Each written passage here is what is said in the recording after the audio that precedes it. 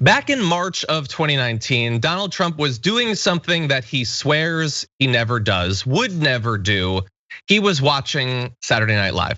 And apparently he's so committed to watching SNL despite his claims not to.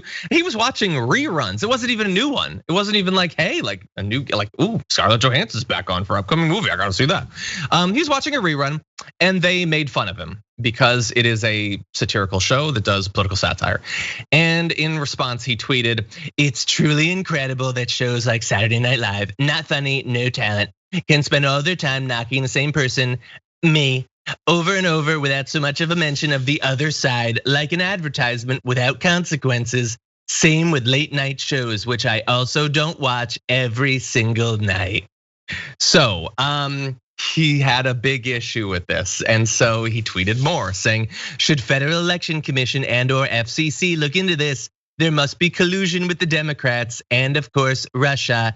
I think Cecily Strong is meeting with Bill Clinton. I'm fairly certain of it." Okay, he didn't actually say that. Such one-sided media coverage, most of it fake news. Hard to believe I won and am winning. Approval rating 52%, 93% with Republicans. Sorry, and I guarantee that was Rasmussen. They gave him the 52%. But anyway, so he had an issue with it. Now, this is not the first time that he's complained about people criticizing him. I get it. Nobody likes to be made fun of. Generally, if you don't like to be mocked though, don't be so utterly ridiculous in everything you do. But that's not the issue. Having a problem with satire and thinking that like Kate McKinnon is like conspiring with Barack Obama, that's weird, but that's not the issue. The issue is when he tries to deploy the power of the state against a comedy show, which he apparently did. According to two different people familiar with the matter, Trump had asked lawyers and advisors in early 2019 about what the FCC, the court systems, and the Department of Justice could do to probe or mitigate SNL, Jimmy Kimmel, and other late night comedy mischief makers. One of the sources says, "It was more annoying than alarming, to be honest with you," which I sort of get. In early 2019, he had to be repeatedly advised that the equal time rules to which he appeared to refer in tweets like what we showed you wouldn't even apply in this situation, given that late night shows and NBC sketch comedy are clearly staged satire and are thus not bound by the same requirements of other forms of broadcast TV and radio. So it's not the nightly news. They're doing jokes. That's what they do. They go on and they tell jokes. But he was really, really bothered by this, Yasmin. Well, of course he was. It would be very anti-Donald Trump if he was not bothered by it. And this really is the epitome of somebody who is just used to getting what he wants all the time, and his own knowledge gaps are not even a concern for him, whether or not he's actually aware of the knowledge gaps that he has. So something that's so obvious to people like you and me, and I would imagine a lot of Americans, that SNL doesn't count. It's not free advertisement for Obama or Joe Biden or Bernie Sanders or whoever. I mean, he was a host on that show. They gave him all that airtime. Yeah, they came under a lot of flack for that too. Yeah, why did any of that have to happen?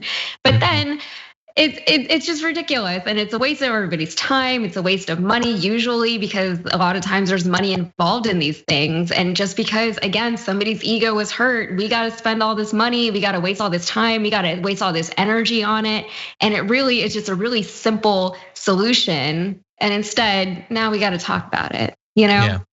Now it's a thing that threatens our country sometimes, not in this. Well, and thankfully. Case.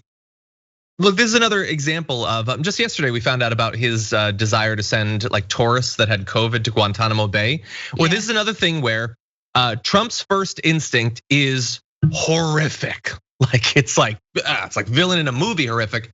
But thankfully there were aides that stopped him. Now, bear in mind, whenever a leak like this happens, the aides probably play up how instrumental they were. I think that, like for instance, let me give you this last graphic. Can something else be done about it? Trump replied when they said that the FCC and the DOJ don't punish comedians.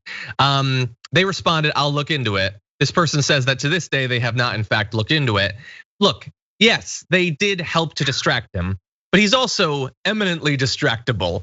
Like the dude is gonna move on to something else insane right after. So, but that really saved us in a lot of cases. Like some aides that try to like squirrel him away from his worst excesses, and the fact that he can't hold a thought in his mind for more than 2 or 3 contiguous seconds. So that definitely helped us. And that is why SNL didn't get destroyed by the DOJ. And they didn't send people to Guantanamo Bay, and he didn't nuke the hurricanes, and he didn't put crocodiles in a moat to stop migrants from crossing the border. But these are all things that to him seemed like good ideas at the time, Yasmin. Yeah, well, even the border wall with Mexico, that was just something that came to him in a rally one day. And now we've spent how much money on this border wall with Mexico after he said that Mexico was gonna pay for it. And even that wasn't true. It was a huge misrepresentation of who was actually going to be paying for these things. And at the end of the day, all these distractions are ridiculous and they are comical, but they are distractions and they take away from things that are actually important. And I think that's the biggest problem. I think that was one of the things that frustrated me the most with the Donald Trump presidency is that every day it was like something else that we all had to deal with collectively as a nation. When in the meantime, people are struggling and just waiting for help to come their way, and it's not coming because now we got to talk about Covfefe, whatever. You know what I mean? It's all so ridiculous. And I think that was probably the point of a lot of it, was to distract people. That isn't lost on a lot of people, hopefully, that Trump will say something, or used to before he was silenced or whatever. But he would say things and get all these headlines, capture all these pundits and the collective attention of the American people.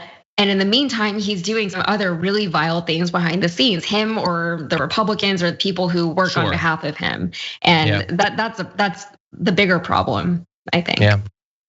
The last thing I'll say about this is SNL makes fun of people. That's what they do. Like, just get over it or whatever. And by the way, like, you might think, oh, that's easy for you to say. They agree with you politically. Not necessarily. Like, have you watched SNL?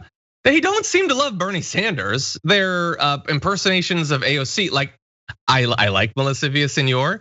I don't think it's a particularly positive portrayal of her. A lot of what they say is like centrist with like a little bit of progressive values kind of layered on top a little bit. And they certainly don't like Trump, and they certainly don't like Republicans. That is definitely true. But that does not mean that they are like hard left by any means. Not that I need to convince people that. I think most people pretty much get that.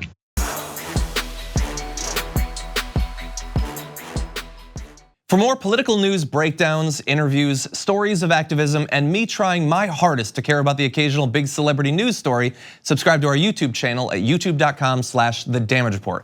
And you can ring the bell wherever it is so you don't miss anything.